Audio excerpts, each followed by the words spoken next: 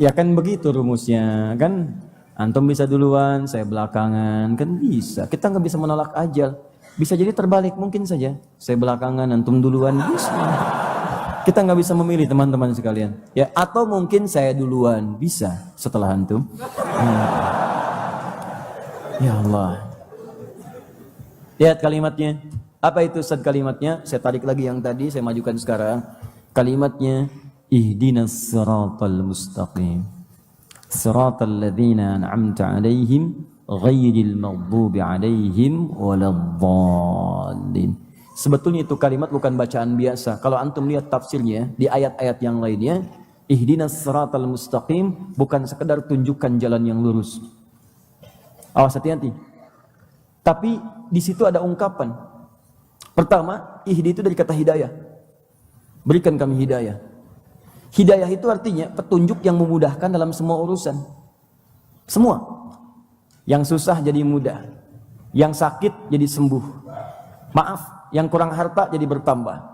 Yang butuh mendapatkan bagiannya. Jadi kalau Allah sudah berikan hidayah pada seorang hamba, maka apa yang dibutuhkan didapatkan. Jangan dikira hidayah itu hanya mendatangkan keimanan saja, tidak. Ada sebagian kalangan membatasi, maaf, hidayah itu bagi orang yang belum beriman, non-muslim, kemudian dapat hidayah masuk Islam. Bismillahirrahmanirrahim. Assalamualaikum warahmatullahi wabarakatuh.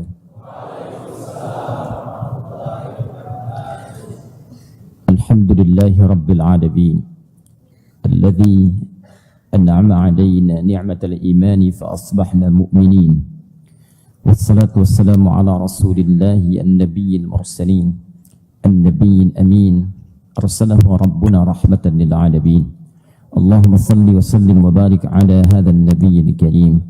وعلى آله وصحبه وأمته إلى يوم الدين أما بعد فيا عباد الله أوصي نفسي وإياكم بتقوى الله فقد فاز المتقون فلا تموتن إلا وأنتم مسلمون فقال تعالى يا أيها الذين آمنوا اتقوا الله حق تقاته ولا تموتن إلا وأنتم مسلمون.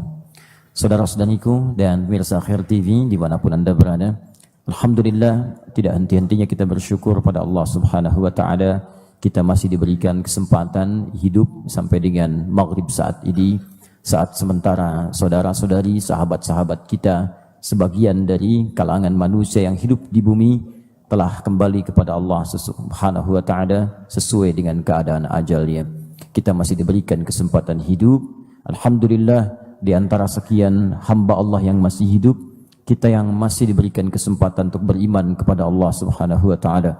Semoga iman ini bisa kita jaga sampai kita berpulang kepada Allah Subhanahu wa Ta'ala. Saat sementara orang berjuang mendapatkan hidayah, justru ada sebagian orang yang menukar imannya dengan murahnya kehidupan dunia. Selalulah bermohon kepada Allah untuk dikuatkan diri kita, dan juga kita mendoakan orang lain yang lemah imannya semoga dikuatkan, yang belum beriman semoga diberikan hidayah, sehingga dengan itu kita sebarkan cinta, kedamaian, dan kita bisa bersama mereka di surga. Mungkin ada teman-teman kita belajar bersama, kerja bersama, olahraga bersama, tetangga kita belum memiliki iman, kita doakan, ya Allah, mereka kawan kami, tetangga kami, kerabat kami bersama di dunia, jangan pisahkan di akhirat. Alhamdulillah, di antara sekian orang beriman, kita yang masih diberikan kekuatan oleh Allah untuk membuktikan iman itu dengan mengerjakan amal saleh. Karena kalimat iman dalam Al-Quran itu selalu membutuhkan pembuktian. Iman selalu membutuhkan pembuktian. Dan bukti dari iman adalah amal saleh. Karena itu senantiasa di dalam Al-Quran kalimat-kalimat iman disandingkan dengan amal saleh. Quran surah 103 Al-Asr misalnya. Wal 'asr innal insana lafi khusr illa alladhina amanu wa 'amilus shalihat. Ada detilnya. Dan di antara sekian detil amal soleh itu ada yang sifatnya ritual seperti salat. Kalimat iman pertama disebutkan di Al-Baqarah ayat ketiga dan bersanding dengan salat. Alladzina yu'minuna bil ghaib wa yuqimunas shalah. Ada yang bentuknya puasa. Al-Baqarah 183, ya ayyuhalladzina amanu kutiba alaikumus shiyam. Demikian kata Allah, orang beriman pun bukan sekedar rajin menunaikan ibadah ritual, tapi tampak juga pada kemuliaan nilai sosialnya. Hubungan sosialnya baik. Karena ada orang yang ritualnya kelihatan bagus, tapi sosialnya bermasalah. Maka itu pun dinilai lemah imannya. Karena itu ada jenis yang kedua dari ahli iman, yaitu orang-orang yang mampu menampilkan amalan-amalan saleh dalam wujud ibadah sosial. Misal kita lihat di Quran misalnya, ada Quran surah ketiga Ali Imran ayat 133 sampai 134. Quran surah ke-49 ayat 11 sampai 12. Saat berhubungan dengan orang lain, kata Allah katakan yang baik-baik. Jangan saling mencela, jangan saling menghina, jangan berkata kotor. Kalimat larangan ini dibuka dengan kalimat iman. Ya ayyuhalladzina amanu la yaskhar qaumin qaum. Hei orang-orang yang masih merasa beriman, jangan saling mencela. Boleh jadi yang dicela itu lebih baik daripada yang mencela. Ya ayyuhalladzina amanu la yaghtab ba'dukum ba'dha. Hei orang-orang beriman, lisan orang beriman itu tidak akan terjebak pada gosip. Jangan bicarakan keburukan orang.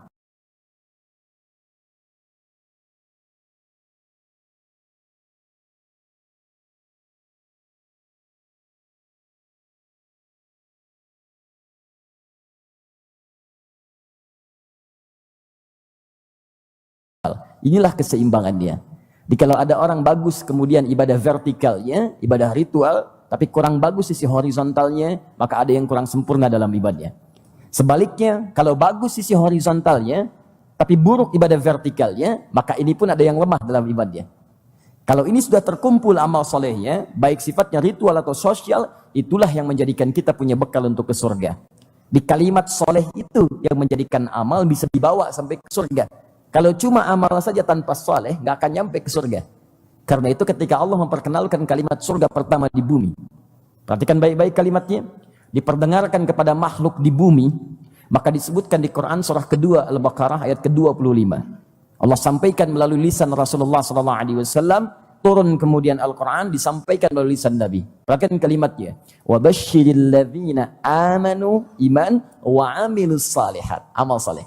Annalahum jannatin tajri min tahtihal anhar. Kata Allah, saya berikan kabar gembira. Muhammad sampaikan kepada umatmu seluruhnya. Berikan kabar gembira. Saya sudah siapkan surga dengan segala kenikmatan yang sangat indah. Sungai-sungai mengalir di dalamnya. Bahkan kamu nggak susah lagi, pengen apapun langsung ada.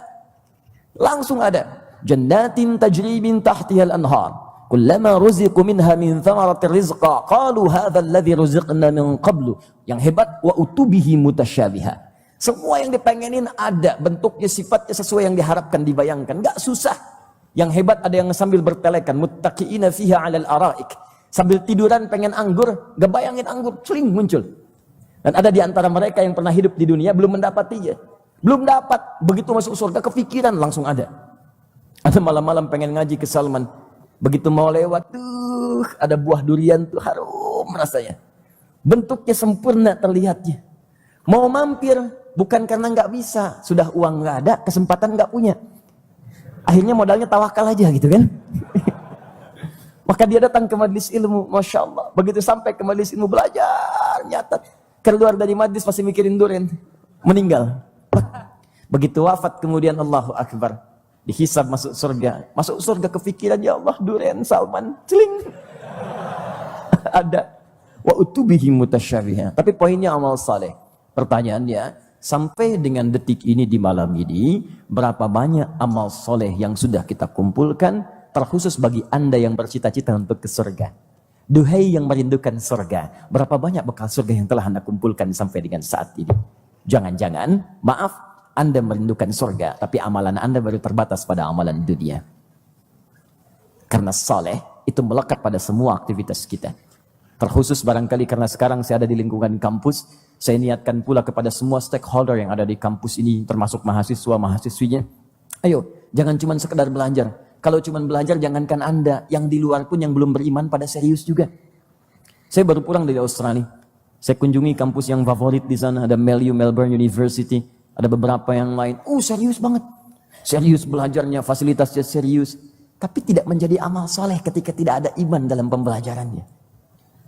Ya, tolong maksimalkan kesempatan Anda. Sambil belajar, iman Anda tuh dorong untuk belajar dengan sungguh-sungguh. Tidak ada ceritanya pelajar beriman di masa lalu yang tidak serius dalam pelajarannya. Bahkan Allah turunkan langsung ayat-ayat yang menuntun kita bagaimana cara belajar dengan benar. Perhatikan semua sahabat di masa Nabi. Tabi'in yang jadi para cendekiawan di masanya. Jadi ulama, jadi tokoh. Baik di bidang agama ataupun di bidang umum. Semuanya serius.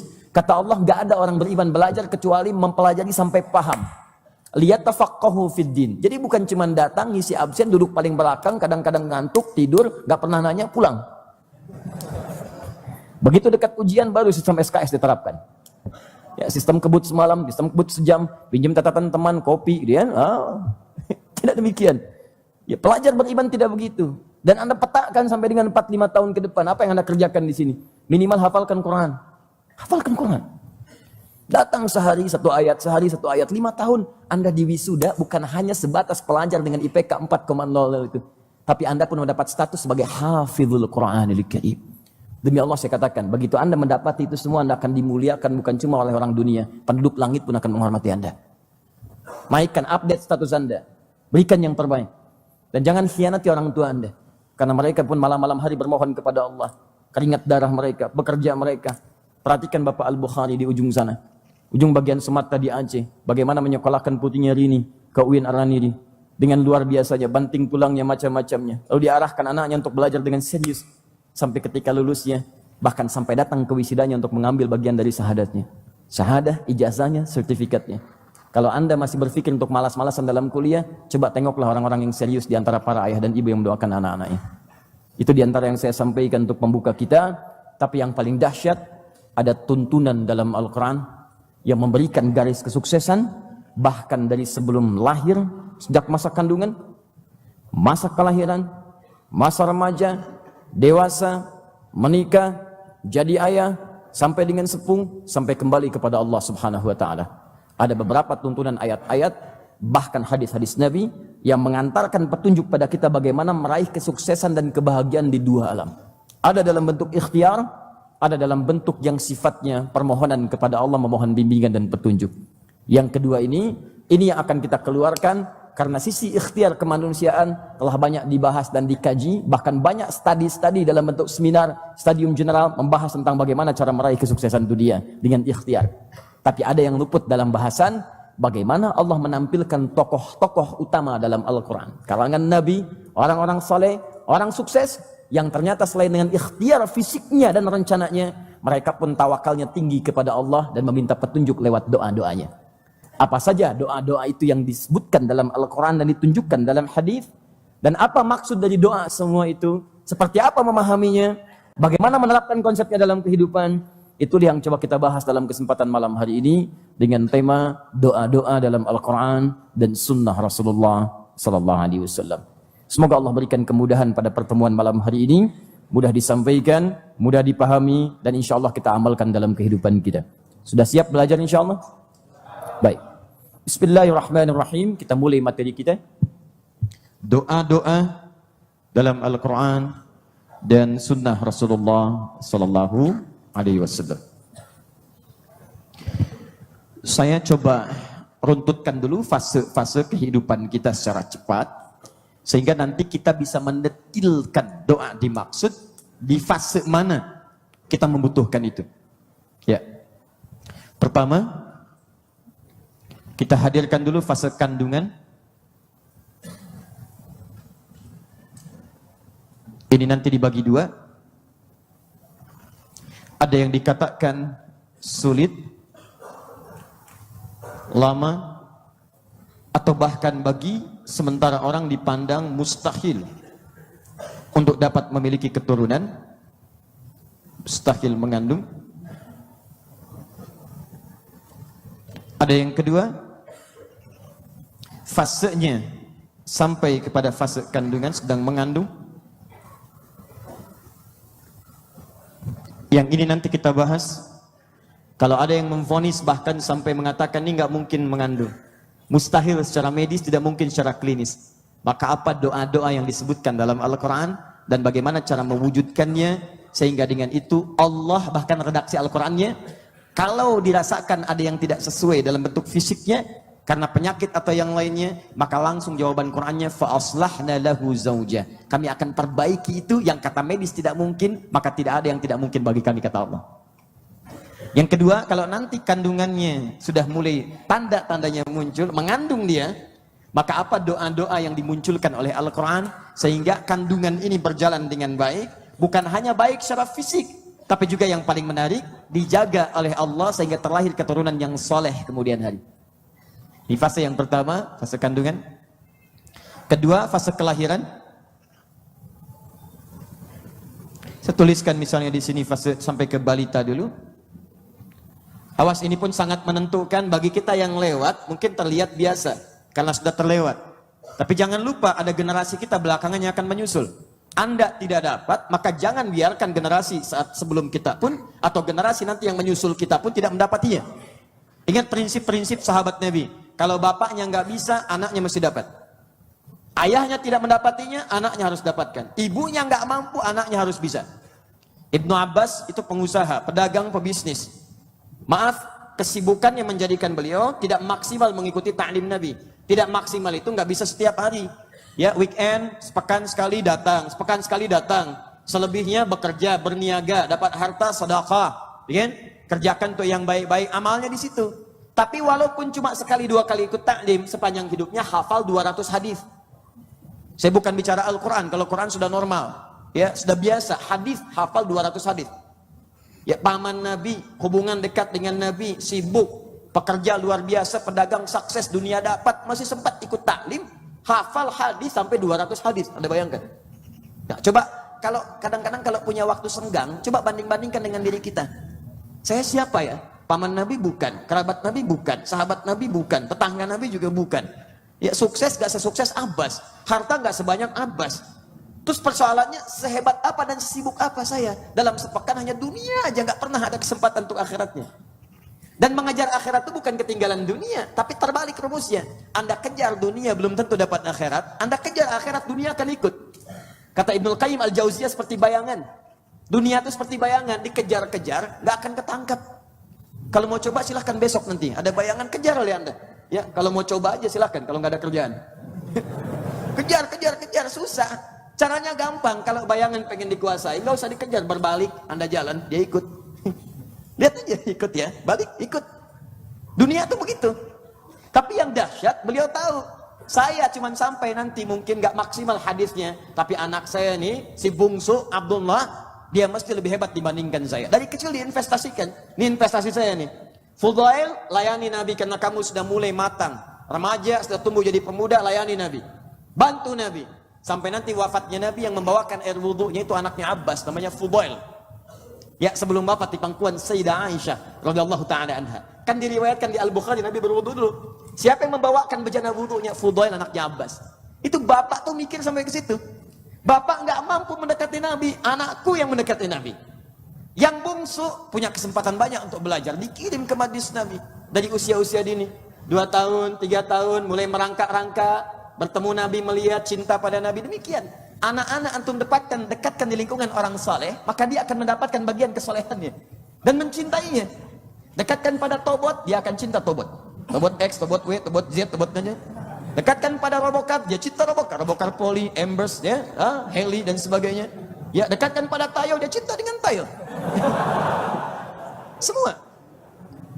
Ya, dekatkan dengan ulama, dia cinta dengan ulama. Tinggal antum mau ngisi apa, install apa. Ya, bukan di-upload ya, di-install. Ya. Install. Jadi kalau Anda menginstal kebaikan, maka akan hadir di anak itu kebaikan. Maka ketika diinstal nilai-nilai kebaikan, dekatkan dengan Nabi, cinta dengan Nabi. Pengennya ke majlis Nabi, nginep di rumah Nabi. Ternyata belajar. Nabi wafat usia anak ini 13 tahun kurang lebih. Bapaknya hafal 200 hadis, anaknya 2000 hadis. Gitu caranya. Jadi kalau bukan saya, anak saya. Jadi kalaupun nanti materi ini bagi antum mungkin sudah terlewat, ini berikan siapa untuk anak Anda. Anda belum hafal Quran, anak pertama belum hafal. Berikan. Saya cuma juz 30, anak saya yang pertama 30 juz. Siapkan. Anak pertama 30 juz, anak kedua hadisnya. Kuasai kitab-kitab hadis, kalau bisa maksimalkan anak kedua. Anak kedua hadis, anak ketiga fikihnya. Bapaknya fikih sedikit, hadis tidak banyak. Quran belum hafal, tapi 3 anaknya Quran, hadis, fikih. Maka damai kehidupan antum. Ada masalah dalam kehidupan, baca gini, tinggal tanya, kakak apa ayatnya? Ini ayat Quran surat sekian, ayat sekian, posisi paling kanan, sebelah atas, agak pojokan dikit. Hadisnya apa? Bukan bidang saya ya, adek. Adek, hadisnya apa? Ayah mau kitab yang mana? Di Al-Jami kitabnya begini, halaman sekian. Di kitab Sunan begini, di Mustad gak ditemukan. Di Mu'jam cari posisi yang ini. Subhanallah. Luar biasa. Apa hukum fikihnya? Itu giliran bungsu ayah. Bungsu apa fikihnya? Ayah mau mazhab yang mana? Menurut Hanafi begini, menurut Maliki begini, Syafi'i begini. Ya, kemudian Hambali begini. Yang rajih begini ayah, silahkan kita amalkan. Itu enak kehidupan. Pengajian kosong. 3. Fase remaja, mulai ada kepergaulan, mulai bergaul, ya, sampai masuk ke masa kematangan dewasa lah. Ya, saya sampaikan ke sini karena waktunya dekat sekali. Remaja masuk ke tahap kedewasaan. Saat dewasa itu apa doanya supaya mendapatkan teman-teman yang baik, bimbingan yang baik, ya, termasuk juga jodoh yang baik. Terlepas persoalannya menikah di mana, apakah di Cami, di Tokyo, di mana dan sebagainya, itu terserah. Yang pasti apa yang kita dapatkan dari bimbingan semua ini. Antum mau ngundang, terserah lah, ya. 4. Menjadi seorang suami ataupun istri. Apa doanya? Banyak doa nanti. Doa saat akad selesai disampaikan, ada doa nabinya. Awas, karena doa ini penting. Bukan sekedar diungkapkan secara formal, tapi dia akan mengiringi bahtera kehidupan rumah tangga antum. Ada doa meringankan persoalan rumah tangga bahkan saat dalam akad.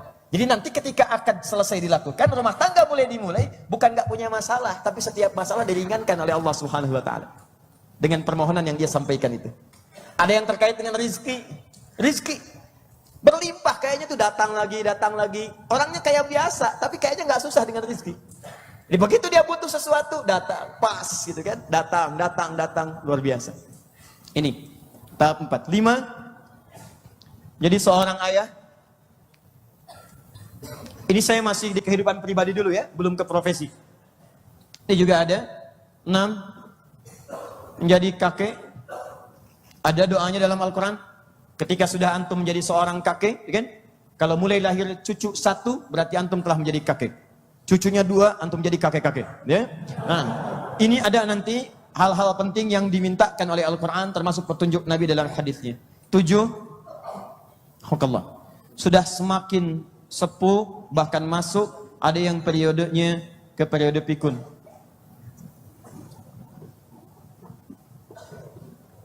Sebelum masuk ke sini, nanti ada doa yang bisa dipohonkan pada Allah, sehingga masa-masa ini bisa dijaga oleh Allah Subhanahu wa taala. Dan penjagaan yang paling hebat adalah pertukaran dalam proses penjagaan pada kehidupan. Maaf, ada orang tua yang ketika anaknya lahir, dirawat anaknya dengan baik. Ya maaf, anak itu kan karena nalarnya belum matang, semua pengen dikerjakan. Yang tidak boleh dimakan, pengen coba dimakan. Lihat batu, pengen dimakan. Lihat tisu, pengen dimakan. Yang tidak boleh disentuh, jadi mainan. Lihat ular, kobra, kita ngindarin, dia datengin. Geleng, ya kan? Ambil. Baik, itu kan anak-anak tuh. Kenapa? Karena nalarnya nggak matang. Tapi kita sayangi, kita rawat.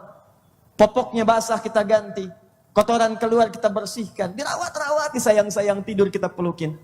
Tapi ada tiba masanya, anak itu menjadi dewasa dan antum kembali kepada masa sama persis ketika anak terlahir. Nalar kembali, lemah lagi, sampai masuk dalam keadaan yang disebut dengan fikun, arghalil umuri. Ya, bagaimana menyikapinya? Sama persis dengan menyikapi hujan yang sedang deras di luar. Kita bermohon pada Allah dengan kalimat yang singkat. Ikuti kata-kata saya. Allahumma sayyiban nafi'ah. Allahumma sayyiban nafi'ah. Allahumma sayyiban nafi'ah. Baik. Itu doa yang singkat, padat. Ya Allah, jadikan hujan yang menimpa kami. Sayyiban itu langsung menimpa ke kita ya. Nafi'a, membawa manfaat untuk kami. Kalau bukan dunianya, manfaat akhirat. Setidaknya tetesan air itu yang membasahi mungkin baju Anda, mungkin jaket Anda, mungkin kendaraan Anda, bersaksi di hadapan Allah yang meringankan dosa-dosa Anda dan memberatkan timbangan Anda untuk ke surga. Itu poinnya. Kalimat singkat, padat. Ya Allah, jadikan hujan yang menimpa kami membawa manfaat. Ya Allah, manfaat. Nah, bagaimana caranya kaitan dengan yang ini? Bagaimana caranya anak yang dirawat itu kemudian hari, tadi saya katakan seperti hujan, memberikan manfaat kepada antum. Antum ngerawat anak, nyayangi, ganti popoknya, melindunginya. Tapi ada sekian orang tua yang ketika masuk pada masa sepuhnya persis seperti anak-anak kembali. Ya, tidak beraturan kemudian. Mohon maaf, istinja tidak beraturan. Ke toilet tidak beraturan. Sudah mulai kurang kesadarannya. Tapi sangat disayangkan anak yang dirawat itu tak mampu merawatnya kembali. Malah sebagian ada dititipkan di tempat perawatan orang lain. Waliyadzubillah. Ada doa yang saat kita panjatkan, anak itu akan otomatis digerakkan oleh Allah tanpa kita memintanya. Dan dia berkorban dengan maksimal untuk bisa menungguinya. Itu sangat luar biasa. Kedelapan sudah tidak ada, selesai. Kembali kepada Allah. Ini 7 fase yang kita akan lalui. Jadi kalau antum sekarang lihat ada di fase yang mana? Kalau sudah fase yang kelima, berarti tinggal nunggu 2 lagi. Ya. Kakek semakin sepuh. Kadang-kadang ada yang tidak pengen cepat-cepat ke sini, akhirnya dia kembali ke nomor 4 ke sini. Ya. Fase menikah lagi. Ya. 4 kali dia ke sini lagi, sini lagi. Dunia. Dah. Jelas? Baik. Yuk kita mulai dari semua turunan-turunan sampai ke 7 poin ini. Kita akan lihat apa doa-doa terkait dalam Al-Quran ataupun hadis Nabi SAW yang bisa membimbing kehidupan kita selamat sampai dengan fase kembali kepada Allah Subhanahu Wa Taala. Ini baru fase di sini, kita belum masuk kepada fase keadaan-keadaan yang lain seperti profesi. Kalau pengen mengejar ini, apa doanya? Kalau kemudian ada yang menjahili, apa doanya? Kalau sakit, apa doanya? Nanti kita turunkan di luar persoalan-persoalan yang dimaksudkan. Kita fokus pada keadaan normal dulu secara umumnya. Sepakat? Ya, tinggal sepakat saja ya. 1. Bismillah. Kita turunkan doa yang menyertai fase-fase yang dimaksudkan. Ya. Pelan-pelan. Sebelum masuk ke sini, saya turunkan dulu keterangan dalam Al-Quran, peran doa bagi tahapan-tahapan ini. Peran yang pertama, ada di Quran, surah ke-7, ayat 205. Nanti tafsirnya, kaitannya ada di Quran, surah ke-13, ayat ke-28. Ini bagian yang akan berpengaruh kepada seluruh bagian-bagian tahapan ini. Jadi kesemuanya. Saya ulang, ini kesemuanya sebelum detailnya. Ini doa tentang menghadirkan ketenangan di setiap fase. Saat mengandung, tenang. Lahir bayinya, tenang. Masa masuk kepada remaja dewasa, tenang. Di pernikahan, tenang. Sampai ke akhir, sampai meninggalnya juga tenang. Bahkan panggilan untuk wafat, ya panggilan ketenangan. Ya ayyatuhan nafsul mutmainnah. Hei jiwa yang tenang gitu. Ada ketenangan dalam jiwanya. Dan itu indah. Ya, nanti kita akan lihat. Kemudian kita detilkan di fase yang ini. Masuk dalam fase kandungan yang ada persoalan di kandungannya. 1. Detilnya. Saya tulis dulu. Quran surah ke-3 ayat 38 sampai 39. Quran surah ke-19, ini sering sekali ditanyakan. Ayat ke-3 sampai 15 sampai lahir anaknya dan dijamin selamat insyaallah. Kemudian amalan tambahannya Quran surah ke-21 ayat ke-89 sampai 90. Ini dia.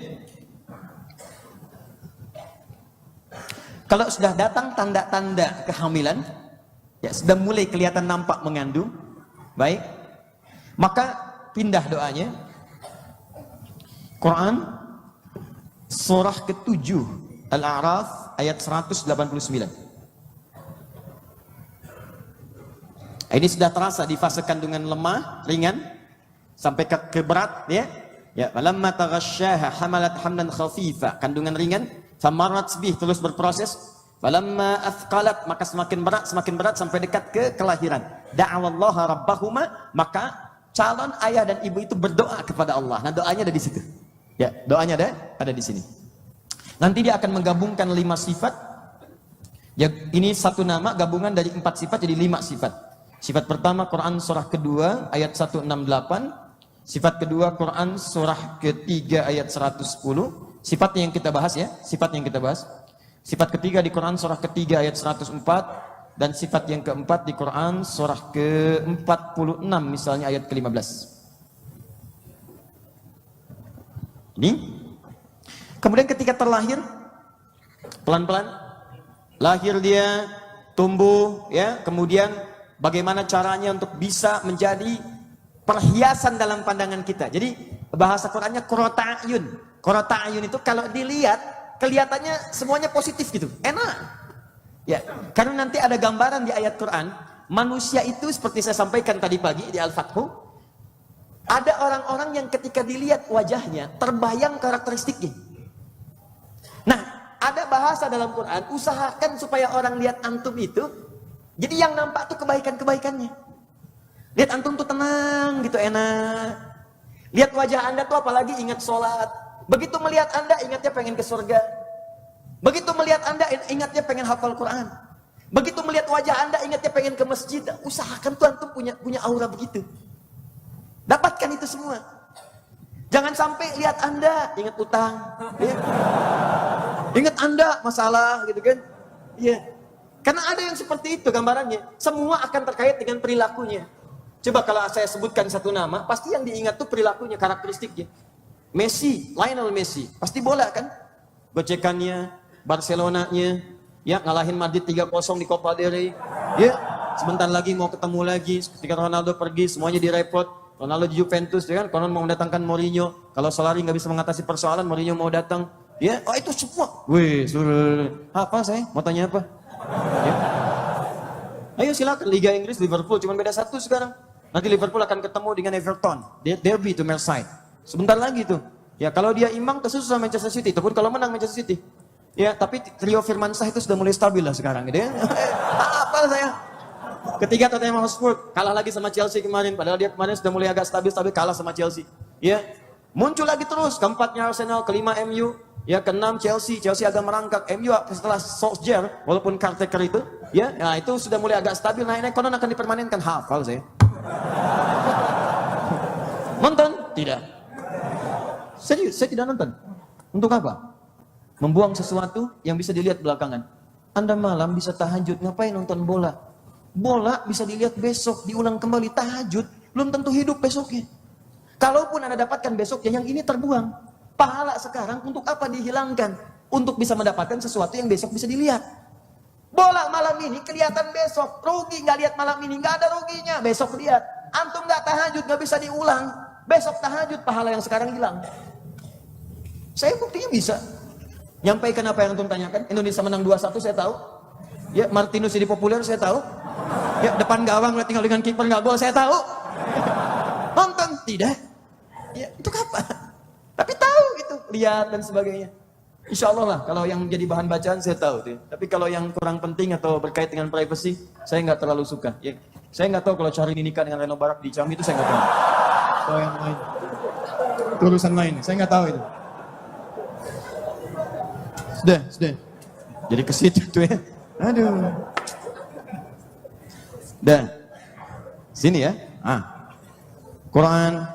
Nah, jadi bahasanya qurrata a'yun ditemukan di Quran surah 25 ayat 74. Rabbana hablana min azwajina wa dzurriyyatina. Quran surah ke-25 ayat 74. Ini penting nih. Karena nanti dimulai dari sini, dimulai dari fase ini, itu anak-anak nanti setiap tumbuh jadi remaja, qurrata a'yun. Dewasa, qurrata a'yun. Jadi suami, qurrata a'yun. Jadi istri, qurrata a'yun. Wah, paling enak deh pokoknya kalau melihat istri, qurrata a'yun. Ustadz, bagaimana kalau namanya qurrata a'yun? Belum tentu dapat. Karena ini sifat namanya, sifatnya. Di qurrata a'yun itu kalau dipandang, kata Nabi, istri yang qurrata a'yun, kalau dipandang menenangkan kepada hati. Seorang perempuan yang baik, istri yang baik itu ketika engkau memandangnya ada ketenangan dalam jiwamu. Contoh Sayyidah Khadijah, begitu dilihat, tenang hati itu, masalah hilang. Antum coba deh baca sirah deh. Ya di Al-Bukhari nomor hadis ke-4 sampai 5 itu. Ya indah sekali. Ketika perasaan sedang gelisah datang ke rumah dibuka Sayyidah Khadijah, lihat wajah, baru lihat wajahnya, qurrata a'yun, hilang persoalan.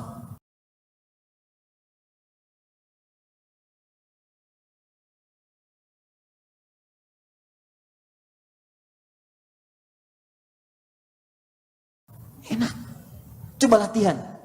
Ibu latihan, Bu pulang ke rumah, belajar, lihat sirahnya.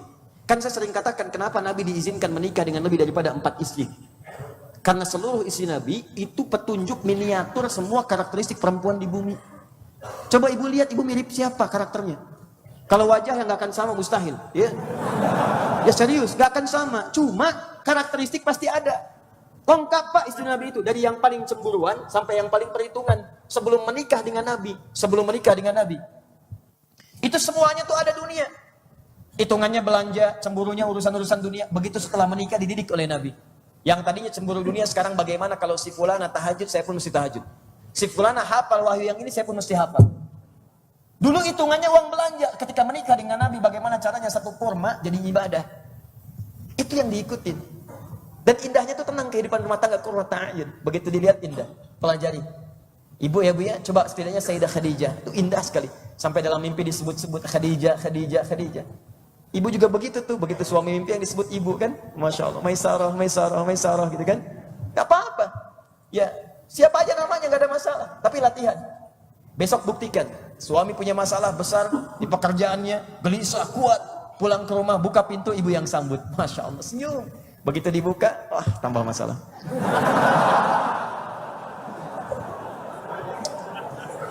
Teruskan dulu. Ikhtiarnya Quran surah kedua ayat 233. Tambah lagi Quran surah ketiga ayat 35 sampai dengan 37. Yang ini doanya. Jadi qurrata ayun sampai dengan ke akhir. Ini ikhtiar pemberian asinya supaya kuat juga bagian dalamnya. Untuk yang ini juga bagian doa supaya dilindungi dari setan dan pengaruh buruk. Kadang-kadang qurrata ayun udah dididik di rumahnya bagus, tumbuh baik, tapi begitu masuk ke sekolah, gaul dengan orang-orang nggak jelas, tiba-tiba bisa berubah. Ya, sayang, awas, hati-hati ya, teman-teman, hati-hati tuh. Ada orang yang kata Nabi banyak dipengaruhi oleh lingkungan. Saya sudah mengalami satu kasus, ada orang bertanya, sujamaah, itu di rumahnya bagus, SD-nya bagus, di Islam, SMP Islam, SMA Islam, tiba-tiba kemudian masuk kampus, karena orang tua mengira sudah kuat bekalnya, di kampus ya kampus umum, begitu masuk, ospek, 2 pekan gak pulang ke rumah, gak pulang, begitu pulang minta izin pindah agama. Awas, hati-hati ya, hati-hati. Baik, ini, kemudian fase yang ini, suami ke istri, saya di sini saja barangkali. Kita turunkan dulu, ikhtiar pertamanya setelah akad dilangsungkan. Quran, kita ambil surah ke-30. Ini yang sering dituliskan di surat undangan. Dan yang ngirim surat nggak baca. Quran, surah ke-4, ayat 34. Sudah? Ini saja dulu. Nanti doa-doanya dari Nabi SAW, dari hadis. Ayatnya yang ini, doanya langsung dari Nabi. Nanti kita dapatkan.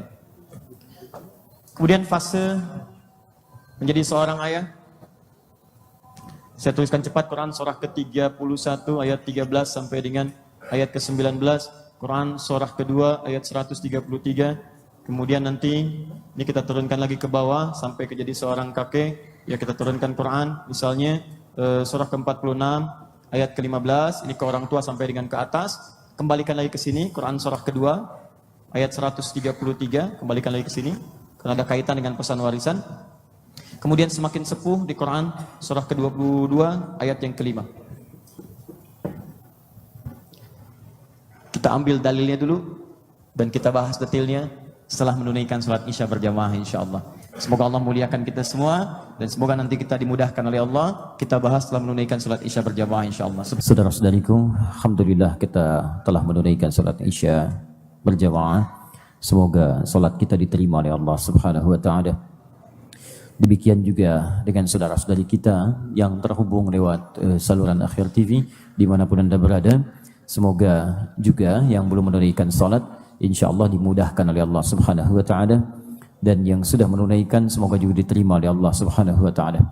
Secara cepat saya ajarkan doa Nabi tersebut di hadis riwayat An-Nasa'i ya, atau di Ibnu Majah ya, lebih tepat di Ibnu Majah nomor hadis 925. Nabi menyampaikan kalimat Allahumma inni as'aluka ilman nafi'a wa rizqan tayyiba wa amalan mutaqabbala. Itu dibacakan oleh Nabi secara singkat tapi isinya sangat padat.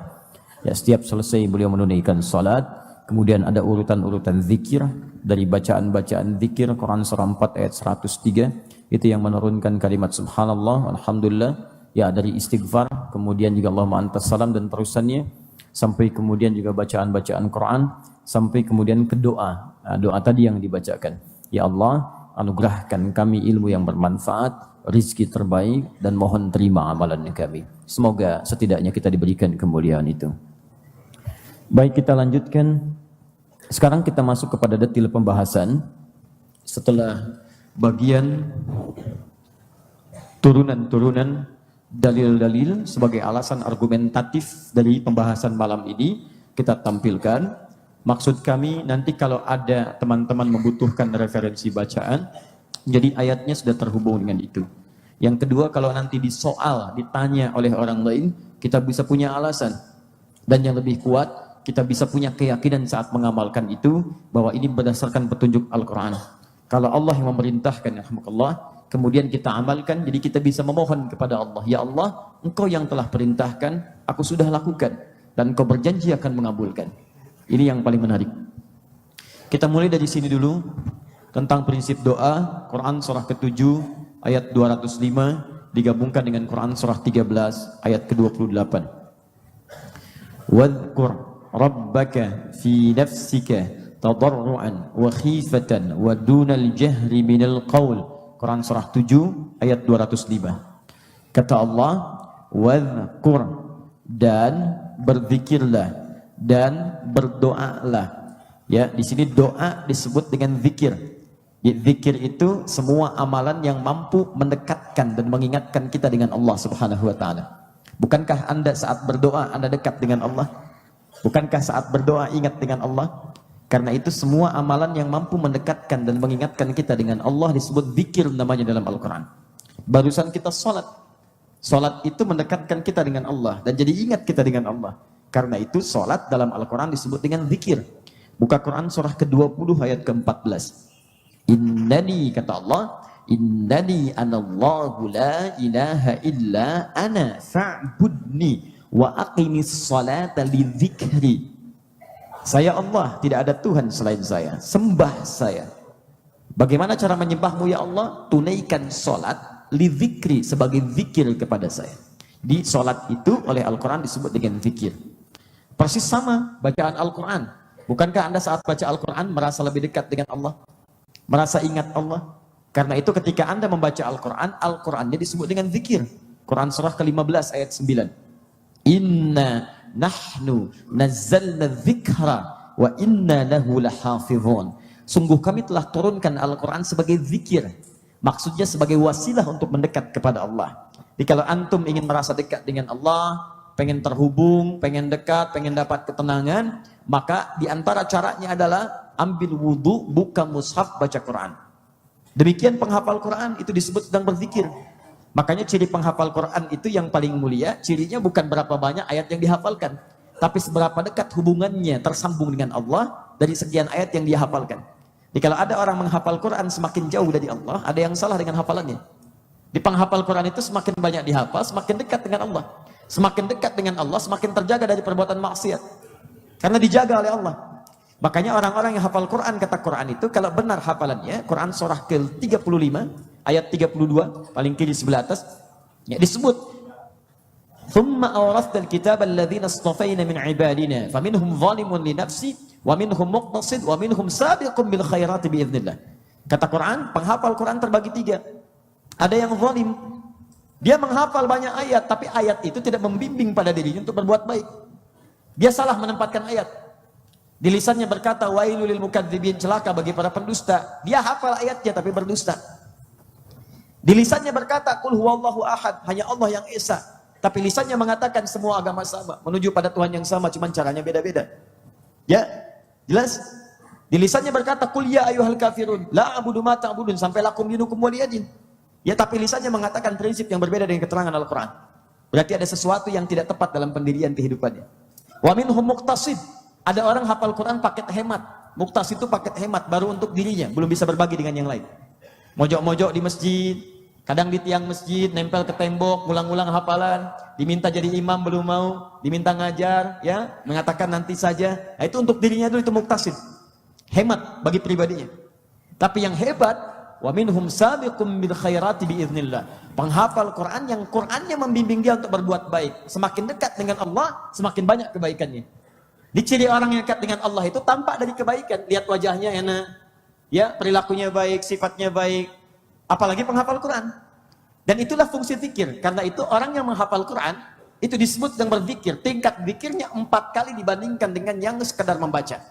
Itu di Quran surah 54 ayat 17, ayat 22, ayat 32, ayat 40. Walaqad yassarnal Qur'ana lidzikri fahal min muddakir. Nah, doa bagian dari zikir. Salat bagian dari zikir. Baca Quran bagian dari zikir. Menghafal Quran bagian dari zikir. Kalimat thayyibah, subhanallah, alhamdulillah, Allahu akbar, astaghfirullah, la haula wala quwwata illa billah, bagian dari zikir. Dalilnya Quran surah keempat ayat 103. Barusan Anda selepas sholat dah ucapkan astaghfirullah, astaghfirullah, astaghfirullah, Allahumma antas salam, wa minkas salam, tabarakta ya dzal jalali wal ikram. Quran surah keempat ayat 103. Fa idza qadaitumus salata fadhkurullah. Maka jika Anda telah tuntas mengerjakan salat, segera berzikir kepada Allah. Nah, faidah zikir ini, di antara manfaat zikir itu memberikan ketenangan kepada hati, pada jiwa.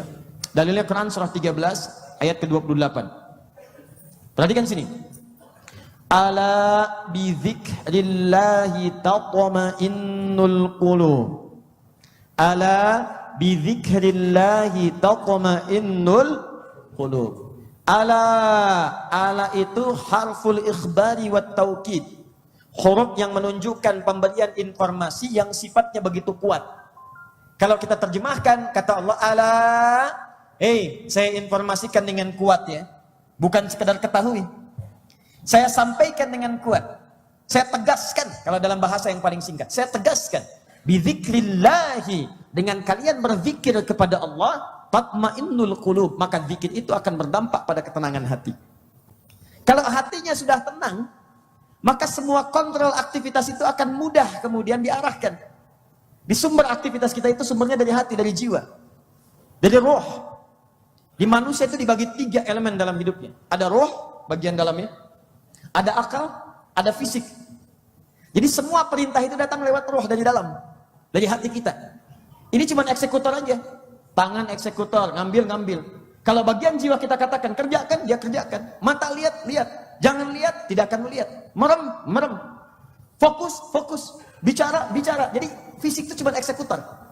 Dari hati diberikan kemudian perintahnya, lewat akal kemudian disaring, ditembuskan secara cepat sepersekian detik. Jadi kalau Anda ikut kajian di kelas khusus itu kita bahas. Ya.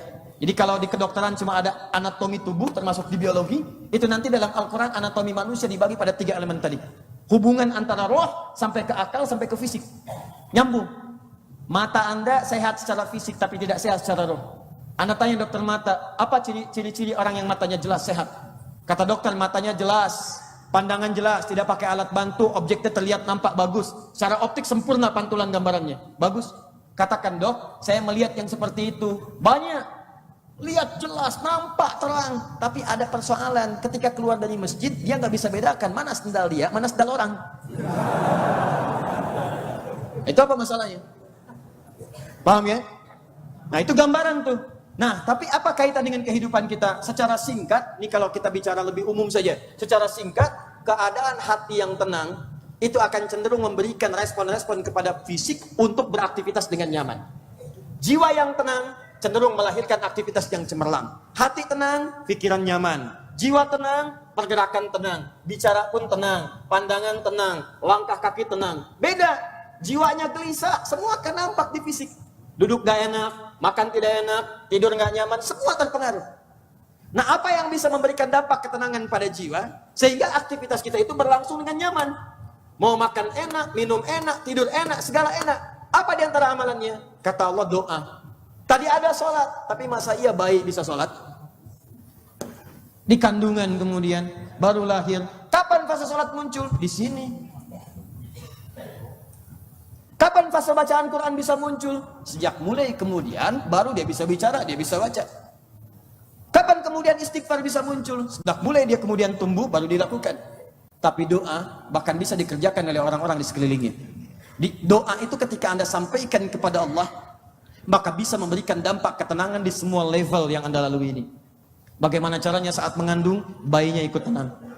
Ketika terlahir, tenang. Tumbuh, tenang. Sampai ke sini tenang. Jadi begitu tenang, semua aktivitas dikerjakan dengan nyaman. Orang khusyuk, orang yang sholatnya tenang. Zikirnya tenang. Kerjanya tenang. Batuknya tenang. Belajarnya tenang. Bahkan meninggalnya dalam keadaan tenang. Begitu semua tenang, ketika dipanggil dia tenang. Ya ayyatuhan nafsul mutmainnah. Jadi bagian pertama kata Al-Quran, kenapa penting kita untuk bermohon berdoa kepada Allah? Pertama, supaya memberikan dorongan kepada jiwa kita untuk mendapatkan ketenangan. Dari ketenangan inilah kita jernih menilai segala sesuatu yang sedang kita hadapi. Jadi kalau kita menilai sesuatu dengan jernih, maka kesimpulannya semua akan terlihat positif dalam kehidupan kita. Banyak orang gagal mengatasi persoalan bukan karena tidak mampu, karena dia sendiri tidak memandang persoalan itu secara jernih. Padahal kalau dia teliti dengan baik, jernih otaknya dia pikirkan, dia akan simpulkan, ya Allah, Alhamdulillah, kau berikan kepada saya segala nikmat ini, engkau titipkan ujian ini, ternyata untuk menguatkan segala hal yang bisa saya rasakan dalam hidup ini. Tahu cicak? Lalu, bagaimana cicak beraktivitasnya? Merayap. Di mana? Dinding. Apa makanannya? Nyamuk. Nyamuk bagaimana beraktivitasnya? Terbang. Kalau Anda melihat dengan tidak tenang, wah pakai teori macam-macam dengan macam segala hal, apalagi dipertanyakan di mana letak keadilan Allah. Bayangkan, yang nyari makan cuman merayap di dinding, makanannya bisa terbang. Anda bayangkan, kalau nyamuk ini punya akal aja, perhatikan bagaimana Allah memberikan sifat keadilan. Ya kalau nyamuk ini misal punya akal aja dan dia jenius, tuh cicak jadi mainan. Dia terbang tengah-tengah aja, cicak jadi situ, cak, ayo tangkap sini. Kasihan jadi cicak ya. Tapi hikmah Allah menjadikan lain. Perhatikan keadilan Allah. Tenang kita lihat, kita amati, Allahu Akbar. Ini rupanya Allah tidak berikan akal kepada hewan. Dan hikmahnya apa yang terjadi? Orang tua kita, alhamdulillah, nggak banyak dalil, nggak banyak teori, cuman berikan lirik aja. Cicak diam-diam datang seekor. Perhatikan kalimatnya, cicak di dinding. Diam-diam merayap. Dia cuma diam-diam aja merayap. Diam. Tapi dia mengerjakan perintah Allah. Kata Allah, kamu merayap, ikhtiar. Begitu merayap, saya datangkan rezekinya. Tapi kalau kamu nggak merayap, nggak akan datang rezekinya. Allah cuma perintahkan merayap, datang seekor nyamuk. Nyamuk yang mendatangi cicak, bukan cicak yang mendatangi nyamuk. Coba lihat dengan tenang. Lihat tenang, yang jernih. Dulu kan cuma dinyanyiin aja. Tapi kalau Anda amati dengan tenang, cicak hanya menunaikan perintah, merayap di dinding, walaupun diam-diam, nyamuk datang. Kalau nggak merayap, nyamuk nggak akan datang. Tugas kamu merayap, tugas saya kata Allah mendatangkan nyamuk sebagai makanan. Datang seekor nyamuk, selanjutnya, silakan. Mangga. Jelas? Jadi gambaran pertama adalah sebelum menyikapi segala hal terkait persoalan hidup, lihat sini. Nanti ada sakit, nanti ada tua, nanti ada semakin sepuh, nanti ada kesulitan, nanti ada tantangan, nanti ada cobaan, harta berkurang, gelisah datang, makanan gak dapat, pekerjaan diambil orang, jodoh gak kesampaian, sudah dalam tahap lamaran ternyata diambil orang, lihat.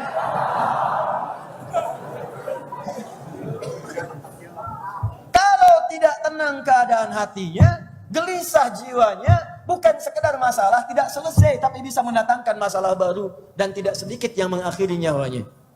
Dan itu tidak ada kerjaan. Sebab gak bunuh diri pun kalau ajalnya tiba meninggal juga. Ini persoalannya. Jadi sederhana kaidahnya, tenang itu bukan sekedar sesuatu yang kemudian ringan, tidak. Akan ada kaitan dengan ujian-ujian setelahnya. Jadi kalau kita menghadapi semua dengan tenang, dengan nyaman, maka ujian sebesar apapun demi Allah saya katakan, itu akan terasa ringan. Pernah ada seorang pemuda, galaunya tingkat tinggi, menghadapi persoalan yang tidak mudah, datang minta nasihat kemana-mana sampai ketemu seorang syekh yang dia tinggal di tepi danau.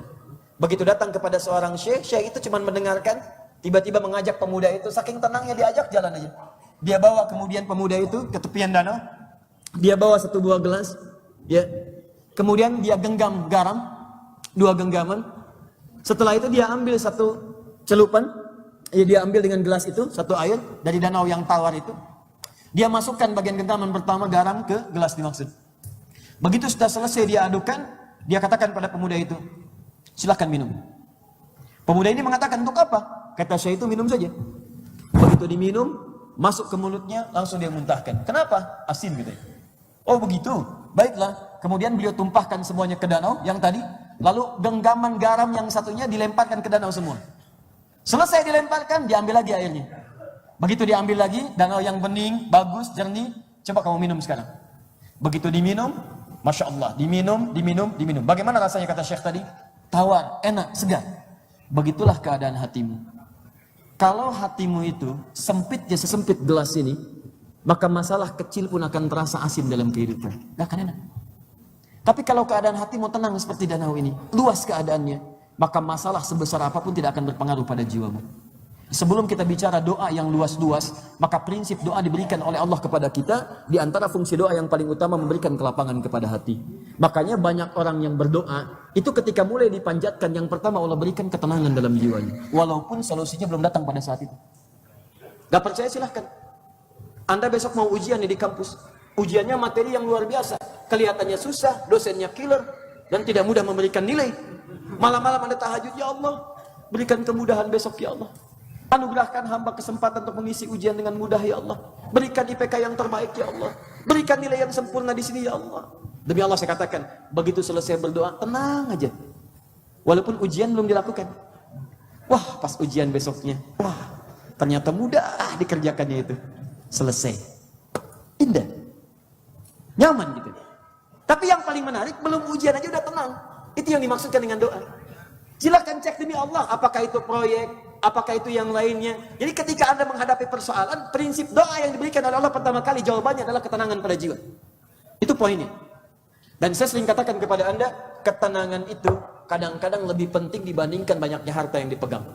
Selalu saya berikan tawaran, pilih ya, kaya tapi gelisah atau miskin tapi tenang. Pilih mana?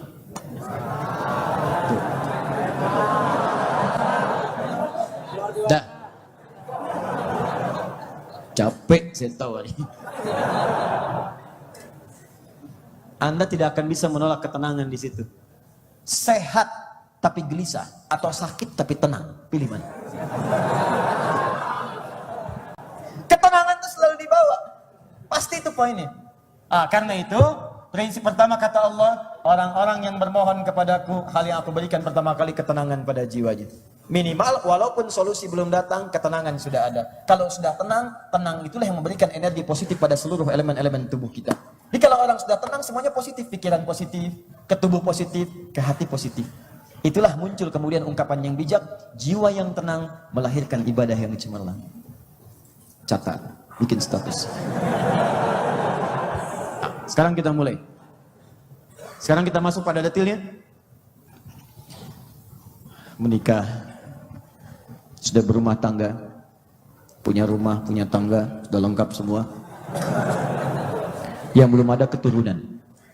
Anda bayangkan. Sebulan belum juga nampak. 2 bulan setelah pernikahan belum ada. 3 bulan belum nampak. Yang agak dahsyat, setahun, 2 tahun, 3 tahun, 4 tahun, 5 tahun belum juga muncul keterangan. Tanda-tanda belum ada, keturunan belum nampak. Perhatikan baik-baik. Yang paling menarik, ada yang sudah berumah tangga, itu bahkan puluhan tahun. Yang lebih dahsyat, suaminya, itu fisiknya sudah nampak letih. Masuk golongan ke-6 lah. Udah sepuh, udah kakek. Rambut memutih, fisik letih. Kakek dalam pengertian lemah, bukan punya cucu. Ya. Yang kedua, istrinya lebih dahsyat lagi. Maaf, divonis monofos dan mandul. Sudah lewat masa haidnya, gak mungkin punya keturunan secara klinis, dan juga mandul secara medis, gak mungkin punya anak. Anda bayangkan? Jadi suami sudah tidak ideal, ya walaupun ini tidak memengaruhi keadaan dirinya. Kalau laki-laki kan tidak memiliki batas-batas. Gak ada monopos bagi laki-laki. Walaupun dia sudah sepuh, tapi semangatnya seperti pemuda, ya kan? Perempuan tidak, lain, beda, ada masanya. Kenapa?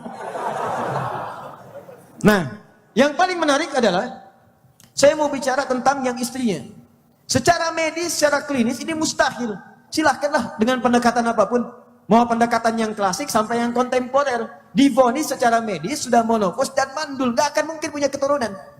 Yang mau saya katakan kepada Anda, tipikal yang seperti ini, yang disebutkan mustahil ini, saking tenangnya keadaan hatinya, tidak menghadirkan kegelisahan di hadapan Allah Subhanahu wa Ta'ala. Gak pernah mengeluh, gak pernah pasang status. Silahkan. Gak pernah menuliskan dalam dindingnya misalnya, enggak Allah, ternyata engkau kurang adil kepada aku. Aku nabi, aku dekat denganmu, aku sholat, aku mendekat zikir denganmu, tapi sampai sekarang belum juga engkau berikan keturunan. Tidak ada.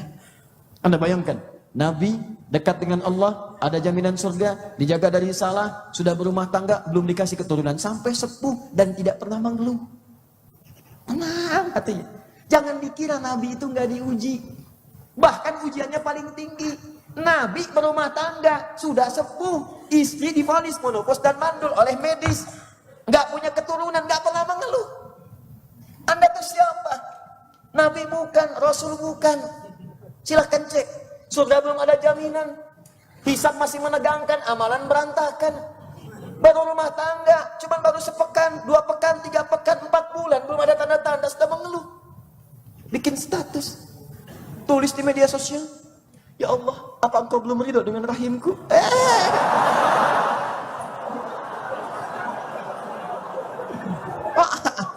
Kacau.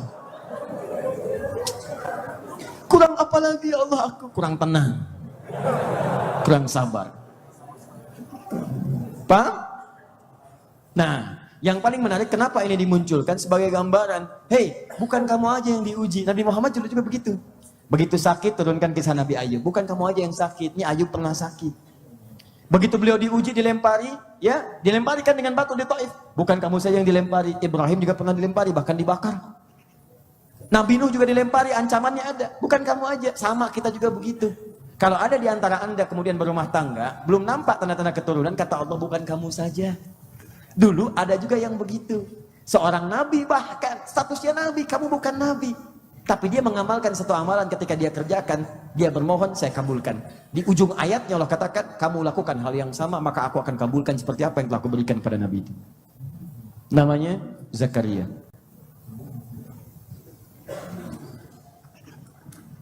Kita mulai dengan Quran, surah ketiga, dari Quran surah 19 dulu, ayat 3 sampai 15. Baru nanti ke surah 3. Tengah dulu, ambil pertengahan. Sudah? Baik, surah Maryam. Kalau kita bacakan dari awal lebih nampak lagi. Kaf, ha, ya, ain, sad. Dzikra rahmati abdahu Zakaria. Perhatikan kalimat yang menggunakan kata zikir.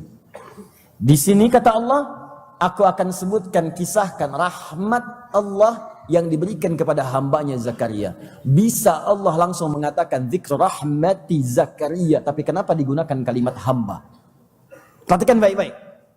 Di Quran itu ada petunjuk-petunjuk yang memberikan sebuah status. Status ada yang disebut dengan rasul. Kama arsalna fikum rasulan minkum. Quran surah kedua ayat 151. Ada yang disebut dengan nabi. Ya, ada yang disebut dengan nabi. Ada yang disebut dengan abdun.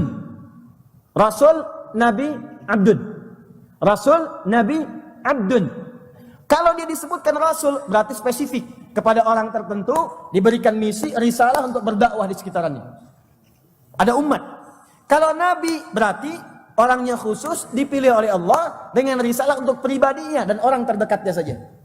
Tapi kalau statusnya abdun, hamba, maka itu terbuka bagi semua kalangan, baik dia nabi, dia rasul, ataupun yang bukan nabi dan rasul. Ingat rumus ini. Saya ulang ya. Kalau ada kalimat menggunakan kata rasul, maka kalimatnya hanya untuk kalangan rasul saja. Kalau kalimatnya menggunakan nabi, maka khusus untuk kalangan nabi saja. Tapi kalau kalimatnya menggunakan kata abdun, maka ini hukum diberikan oleh Allah bisa untuk rasul, untuk nabi, bahkan untuk yang selain nabi dan rasul. Perhatikan rumusnya. Ketika Allah menyebutkan kisah ke Nabi Zakaria, diawali dengan kalimat abdun, dzikra rahmati. Ya, rabbika abdahu Zakaria. Di sini aku akan menyebutkan hikmah rahmat Rabbmu kepada seorang hamba namanya Zakaria. Seakan-akan Allah ingin memberikan pesan bahwa nih, hamba ini namanya Zakaria, dia seorang nabi, tapi yang akan mengalami peristiwa ini bukan cuma Zakaria. Nanti akan ada lagi di masa depan.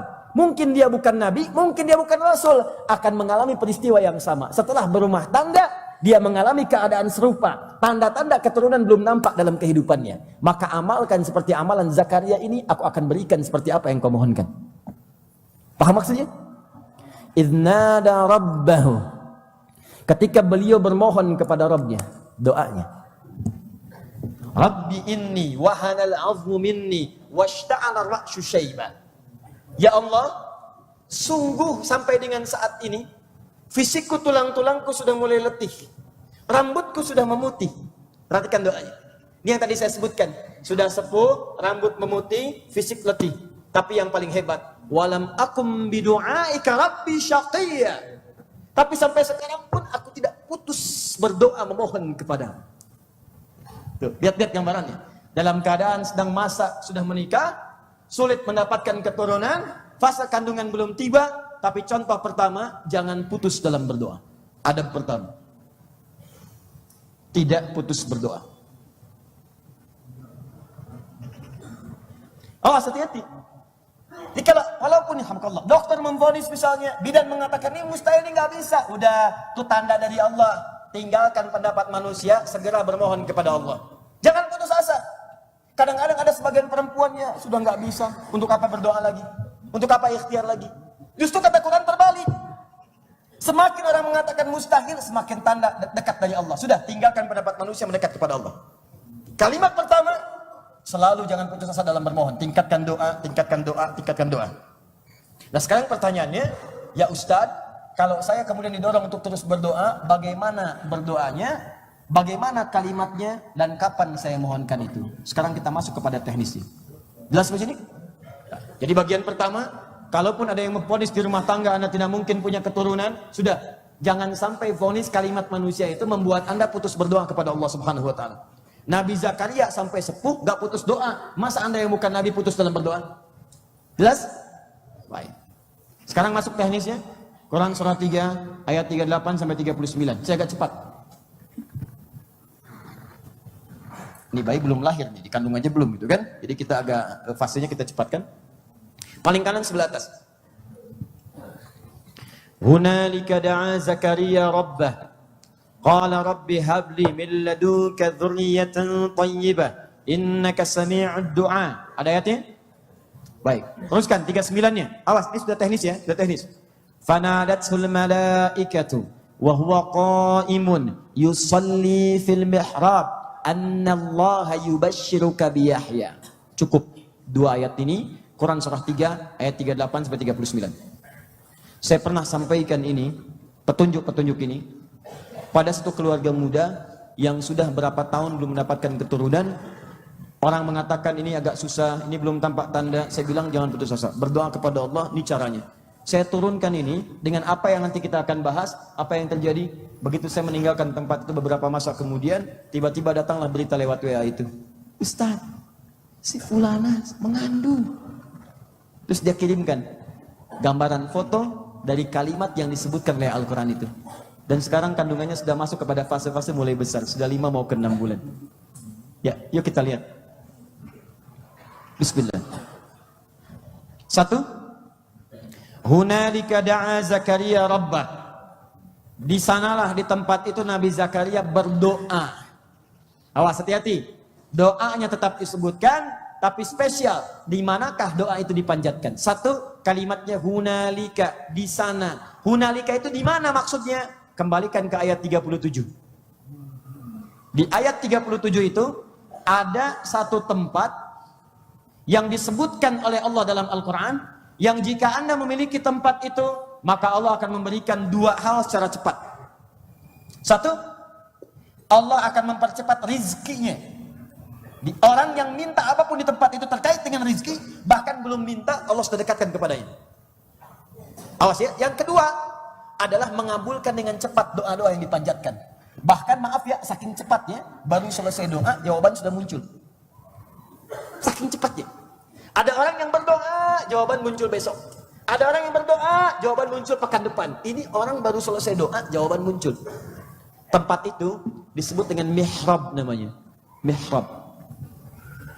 Mihrab. Mihrab.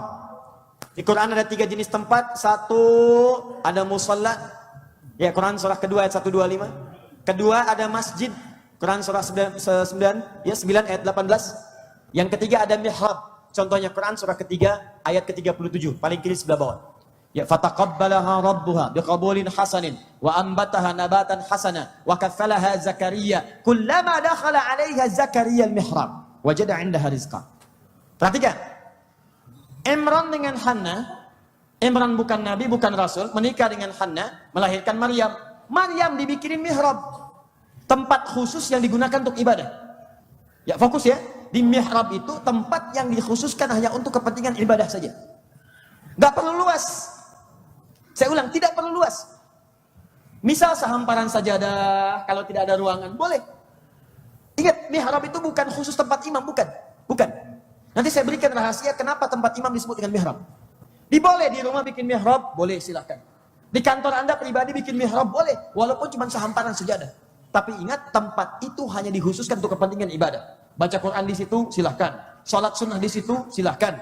Tilawah di situ, silahkan. Berdoa di situ, silahkan. Tapi urusan dunia, keluar dari situ. Makan, keluar dari situ. Maaf, terima telepon, keluar dari situ. Update status pun, keluar dari situ. Jangan sekali-kali Anda lakukan, misalnya masuk mihrab, ceklik, sedang di mihrab, jangan ganggu dulu ya. Buang. Jika Anda punya tempat seperti ini, fokus baik-baik. Tempat khusus untuk ibadah saja, tidak disertakan dengan yang lain, maka Allah akan berikan 2 hal yang tidak diberikan pada golongan selainnya.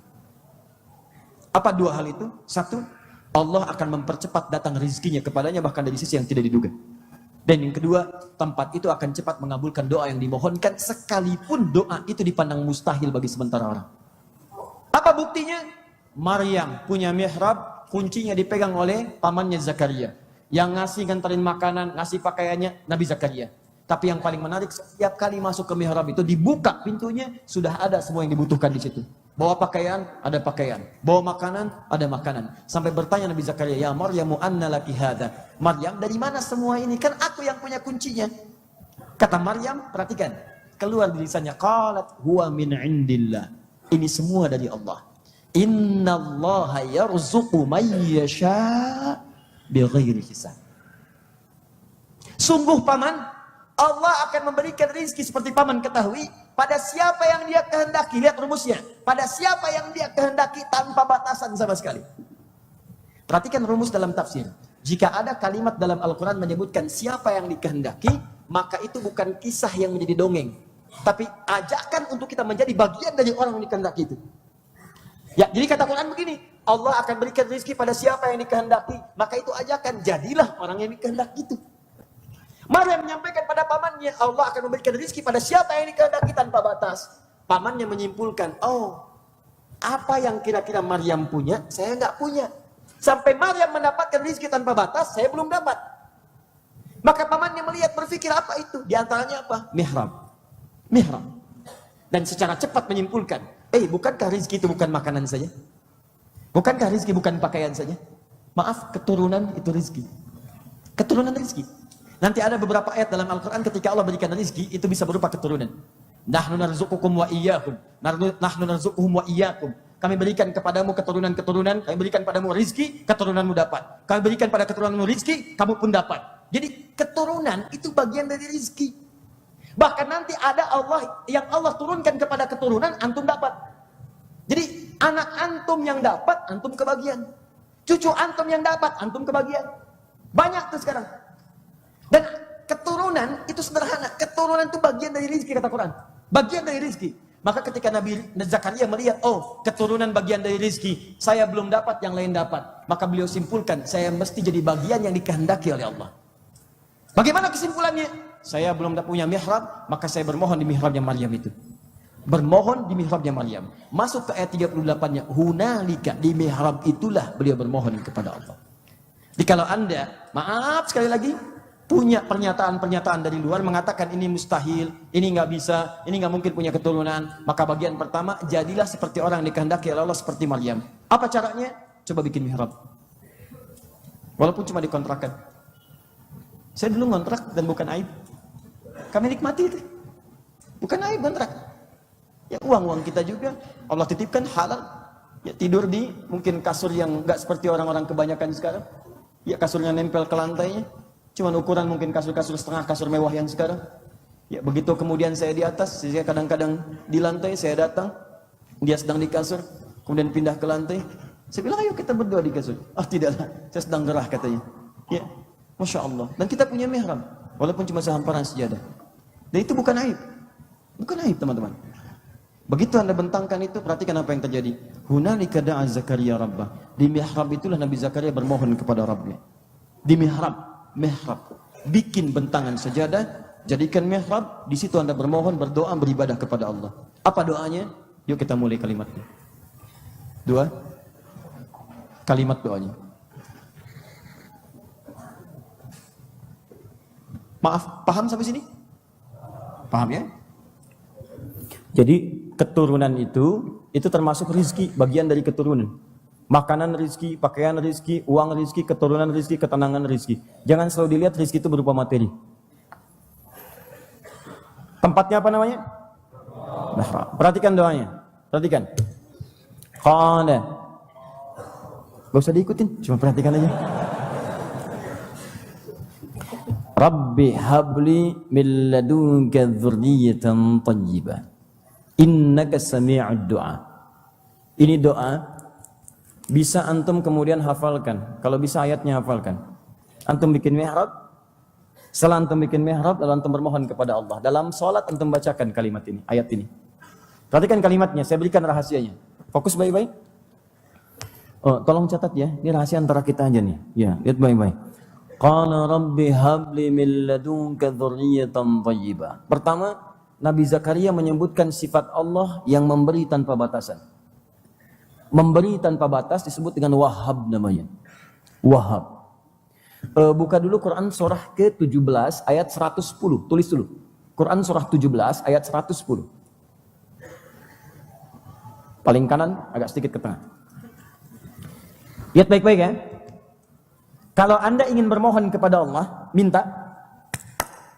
Kata Allah, kalau pengen cepat dikabulkan, maka sertakan nama-nama Allah sesuai dengan kebutuhan anda. Allah itu punya nama-nama terbaik yang disiapkan langsung sesuai dengan kebutuhan yang anda sedang rasakan. Lihat kalimatnya. Qulidullah. Kata Allah kalau sedang punya masalah maka panggil Allah. Minta, berdoa, mohon. Awid Ar-Rahman, sebut namanya Ar-Rahman. Ayyamma tad'u, atau selama anda punya persoalan spesifik dan ingin bermohon kepada Allah, falahul asmaul husna, maka Allah memiliki nama-nama terbaik sesuai dengan kebutuhan anda. Misal, anda sedang susah, sebut namanya Ya Al-Fattah. Rizki sedang terasa sulit, sebut Ya Razzaq. Di pekerjaan ada yang mengganggu, sebut namanya Ya Al-Jabbar. Sedang belajar besok mau ujian, minta diberikan tambahan pengetahuan, sebut namanya Ya Al-Alim. Ujian terasa berat, sebut namanya Ya Sabr. Sebut, cari nama-nama yang sesuai dengan kebutuhan anda. Dan Allah sudah mendesain semua nama itu sesuai dengan kebutuhan kita.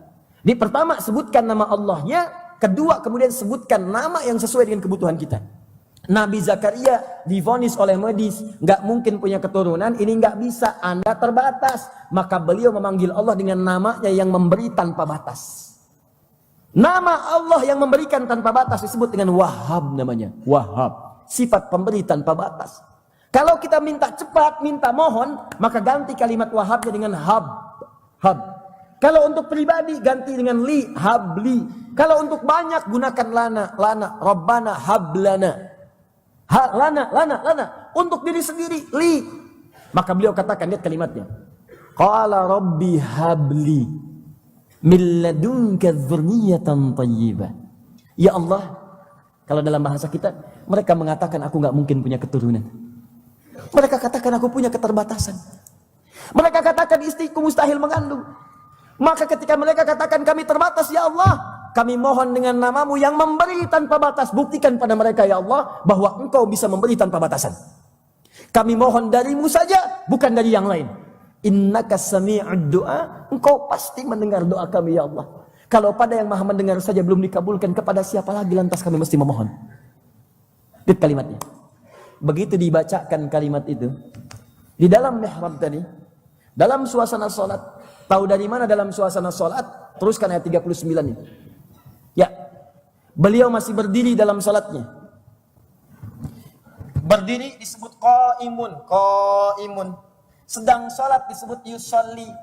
Perhatikan ayat 39-nya. Begitu selesai berdoa, langsung turun jawaban. Padahal salatnya belum selesai, masih berdiri dalam salatnya.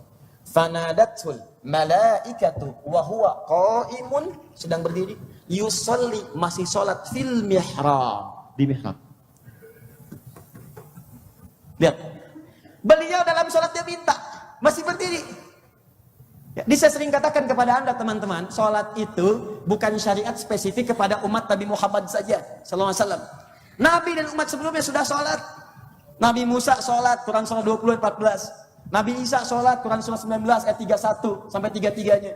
Ya, Nabi Zakaria sholat di Ali Imran ayat 38 39. Bahkan Nabi Ismail jauh sebelumnya sholat, Quran surah 19 ayat 55, minta keluarganya sholat. Wa kana ya'muru ahlahu bis sholat.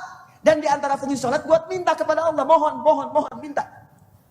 Nabi Zakaria tunaikan sholat di mihrab, dalam sholat minta yang dahsyat, baru selesai doa, belum selesai sholat. Kalimatnya pakai fa, harfu atfin rabitin baina syai'aini bila hudud.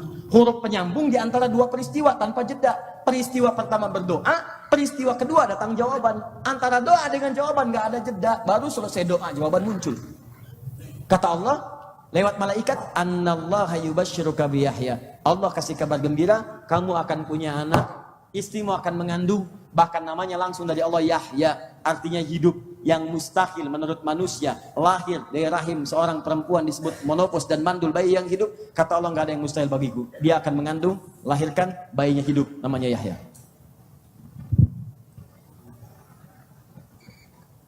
Simpulan pertama, jangan pernah putus asa dengan rahmat Allah Subhanahu wa taala. Yang kedua, bikin mihrab sebagai ikhtiar. Yang ketiga, berdoa. Yang keempat, lakukan doa dalam salat, mohon kepada Allah. Berita baiknya teman-teman sekalian, lihat baik-baik. Nabi Zakaria sholat, bermohon dalam sholat, dikabulkan. Umat Nabi Muhammad belum sholat, ditunggu langsung oleh Allah. Mau minta apa? Kamu minta sekarang, aku berikan. Apa dalilnya? Buka Quran surah kedua, ayat 45 sampai 46. Paling kanan, agak ke tengah sedikit. Quran surah kedua Al-Baqarah, ayat 45 sampai 46. Wasta'inu bis-sabri was-salah. Lihat, wa innaha lakabiratun illa 'alal khashi'in. Fokus pada kalimat pertama di ayat itu. Wasta'inu bis-sabri was-salah. Wasta'inu, dan jika kalian punya persoalan dalam hidup, segera bermohon kepadaku. Minta. Bagaimana caranya ya Allah? Bis-sabri, terima dulu dengan sabar. Terima. Karena kamu diuji, karena kamu sanggup. Kalau nggak sanggup, nggak akan diuji. La yukallifullahu nafsan illa. Sabar, terima. Karena cuma kamu yang sanggup, yang lain tidak. Adi Hidayat nggak sanggup, makanya saya titipkan ujian kepada kamu. Karena dia nggak sanggup. Terima dengan sabar. Setelah itu tunaikan sholat. Wassalah, sholat. Dalam sholat minta kepada Allah. Perintahnya di Quran, wasta'inu, minta. Kalau kita rubah kata perintah menjadi bentuk permohonan, maka kalimatnya berubah dari wasta'inu menjadi nasta'inu, nasta'in. Dari wasta'inu jadi nasta'in.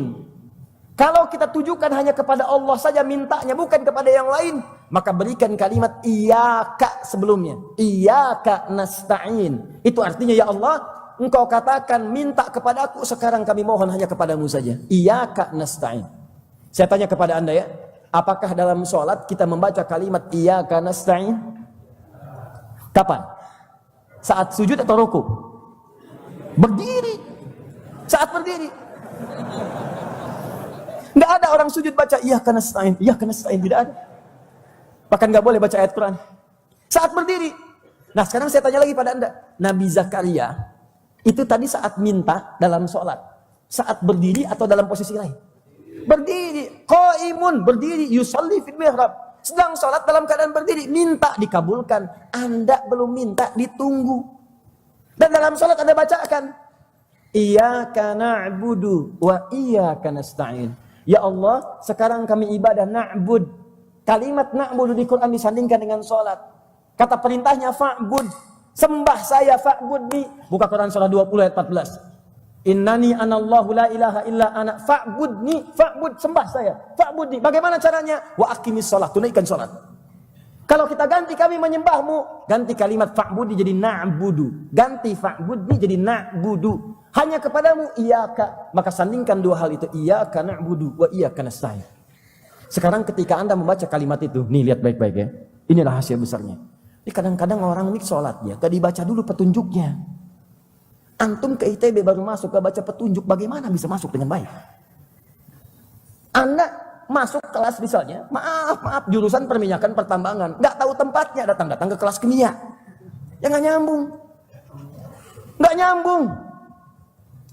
Sama dengan Anda mau sholat, gak baca petunjuk, bagaimana bisa mendapatkan manfaatnya? Buka hadis kuncinya teman-teman sekalian. Buka. Perhatikan kalimat nabinya. Perhatikan baik-baik. Bahkan di Al-Bukhari disebutkan, di Muslim disebutkan lewat Anas bin Malik radhiyallahu taala anhu. Lihat baik-baik. Haddatsana qala Rasulullah sallallahu alaihi wasallam, qala Allah azza wa jalla, hadis qudsi langsung. Diriwayatkan orang pertama tabaqah ula dari Nabi itu langsung menerima 30 sahabat senior. Semua Abu Bakar, Umar, Utsman, Ali dan sebagainya menerima hadis ini. Qala Allah azza wa jalla, Allah berfirman dalam hadis qudsi, qasamtu shalah baini wa baina 'abdi. Kata Allah, saya bagi salat itu menjadi dua bagian. Di dua bagian ini ada hak aku yang menjadi kewajiban hambaku dan ada hak hambaku yang menjadi kewajibanku. Wali abdi masal, jika hambaku benar menunaikan kewajibannya, maka hak dia apapun yang diminta aku akan berikan. Hak hamba, jika dia minta apapun pada saat itu aku akan berikan. Di mana posisi itu? Yuk teruskan ayatnya. Hadisnya, hadis kuncinya. Idza qala al-'abdu, jika seorang hamba memulai salatnya kemudian dia membaca Alhamdulillahi rabbil alamin. Qala Allah azza wa jalla hamadani 'abdi. Jika hamba sudah memulai salat kemudian membaca Alhamdulillahi rabbil alamin, maka Allah langsung jawab kalimatnya, hambaku sedang memujiku. Jangan dikira ketika Anda baca Alhamdulillahi rabbil alamin tidak ada apa-apa, tidak. Jangan dikira semuanya kosong. Itu dijawab oleh Allah, hambaku sedang memujiku. Jika Anda berkata idza qala al-'abdu ar-rahmanir rahim, qala Allah azza wa jalla asna 'alayya 'abdi. Jika hambaku bermohon membaca ar-rahmanir rahim, kata Allah, lihat, Allah menjawab, hambaku sedang menyanjungku. Wa idza qala al-'abdu maliki yaumiddin, kalau hamba bermohon dalam salat yang membaca maliki yaumiddin, qala Allah azza wa jalla, Allah menjawab majjadani 'abdi, hambaku sedang mengagungkanku. Sekarang perhatikan. Di sini rahasianya. Idza qala al-'abdu, kalau seorang hamba kemudian berkata dalam salatnya, iyyaka na'budu wa iyyaka nasta'in, qala Allah azza wa jalla, maka dijawab oleh Allah. Jawabannya beda dengan sebelumnya. Perhatikan kalimatnya. Hadza baini wa baina 'abdi. Inilah komitmen aku dengan hambaku. Wali 'abdi ma sa'al. Kalau hambaku benar bacaannya sampai di titik ini, sampai bacaan ini, iyyaka na'budu wa iyyaka nasta'in, dari mulai niat, takbir, istiftah, baca Al-Fatihah sampai kalimat ini benar salat Anda, kata Allah, wali abdi ma sa'ala. Kalau benar salatnya sampai bacaan ini, apapun yang dia minta sekarang aku akan kabulkan. Apapun yang dia minta. Nabi Zakaria memohon kepada Allah, ya Allah, mereka katakan istriku tidak akan bisa mengandung. Aku mohon kepadamu dalam berdiri minta dikabulkan. Anda itu belum sholat dan ditunggu, kata Allah mau minta apa? Kamu minta, saya berikan. Cuman sayangnya banyak yang tidak memanfaatkan. Itu tuh posisi itu indah. Ada 4 posisi dalam sholat. 1 berdiri, 2 ruku, 3 sujud, keempat sesaat sebelum salam. Kenapa enggak dimanfaatkan? Itu hadis kunci teman-teman sekalian. Anda minta dikasih. Sekarang banyak orang sampai kebacaan itu cuman diam. Kenapa enggak minta? Kenapa enggak mohon?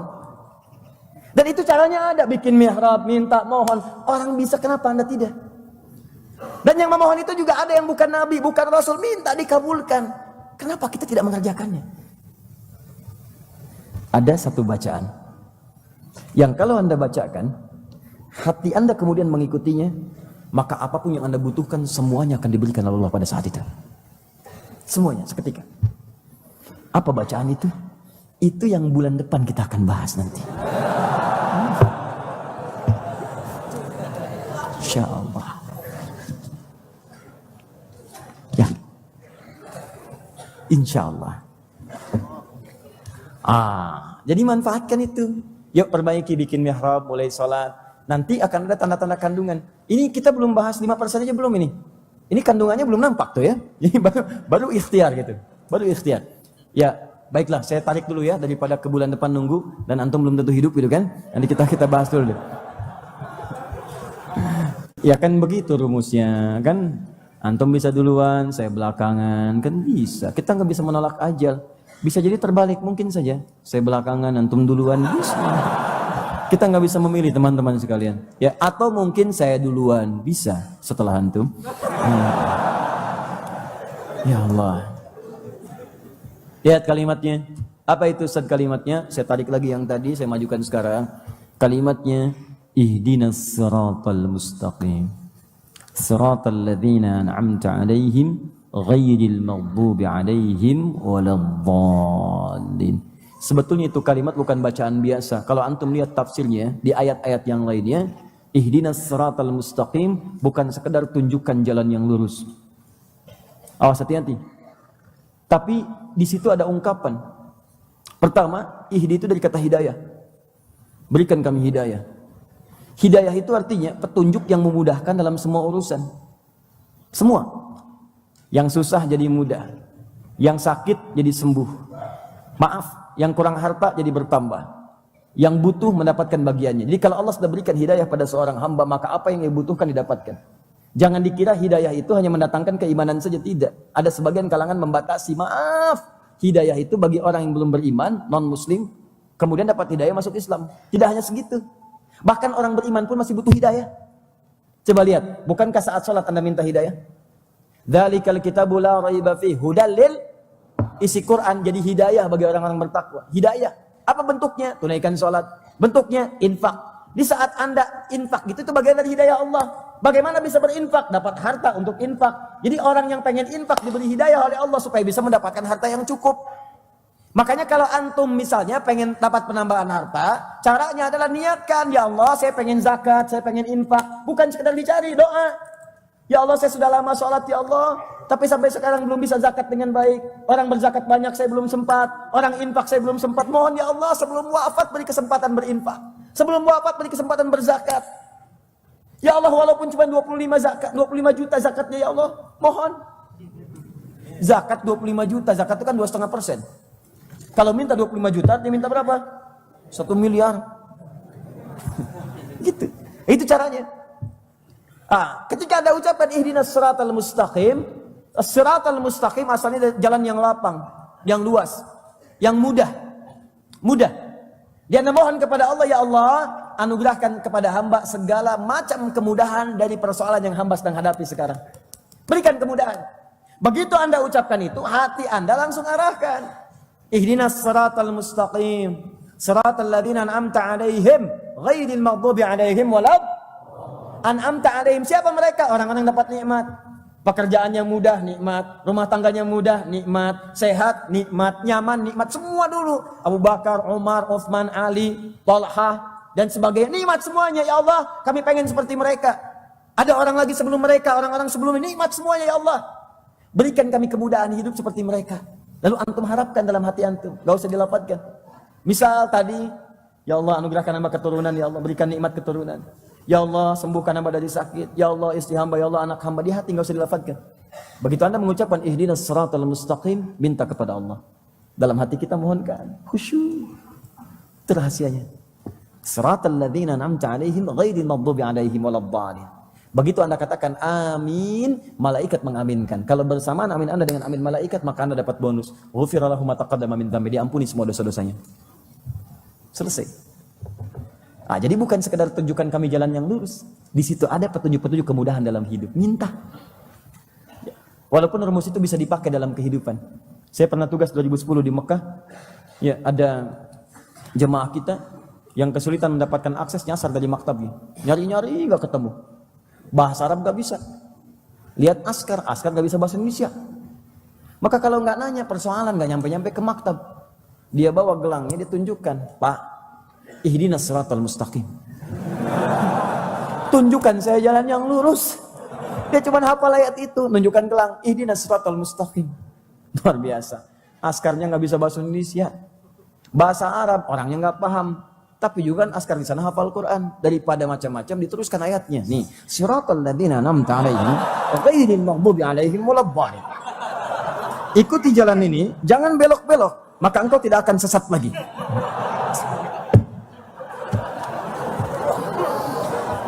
Allahu akbar. Jelas? Nah, ini bagian pertama. Jadi, ya tingkatkan ibadahnya. Terakhir, itu di Quran surah 21 ayat 89 sampai 90. Tambah amalannya dengan banyak bersedekah dan berbuat baik. Wa kanu yusari'una fil khairat. Orang-orang ini bukan cuma rajin sholat, rajin ibadah, tapi juga rajin mengerjakan kebaikan. Kalau ada kebaikan lewat rezeki, uang misalnya, silakan beli mushaf, simpan di Masjid Salman, berikan kepada penghafal Quran. Niatkan. Niatnya apa? Ya Allah, niatkan dengan amalan ini untuk memudahkan mendapatkan keturunan. Boleh. Apa dalilnya? Quran surah kelima ayat 35, paling kanan sebelah bawah. Ya ayyuhalladzina amanu taqullaha wabtaghu ilaihil wasilah. Hei orang-orang beriman, tingkatkan takwamu kepada Allah dan lewat takwa itu jadikan wasilah untuk memohon kepada Allah apa yang kamu inginkan. Diboleh Anda berdoa dengan menggunakan amal kebaikan. Seperti 3 orang yang terjebak di dalam gua gak bisa keluar, maka mereka bermohon kepada Allah dengan kebaikan amalan mereka. Disilahkan Anda niatkan sedekah, dengan niatkan ya Allah permudah saya dapat keturunan. Kalau nggak ada uang dengan yang lain, dengan makanan, ya bantu ke masjid misalnya, bersihkan bagian kotorannya, niatkan kepada Allah, minta ya Allah, minta mohon. Itu rumus. Nanti kalau ada penyakit nanti melekat pada satu di antara suami atau istri, kata Allah dijawab langsung di ayat itu, fa aslahna lahu zaujah, kami akan perbaiki semua yang dianggap kurang mampu itu. Yang sakit disembuhkan, yang tak berfungsi difungsikan kembali. Maka apa yang terjadi? Dapatlah keturunan itu. Ya. Allahu Akbar. Semoga insya Allah diberikan kemudahan ya.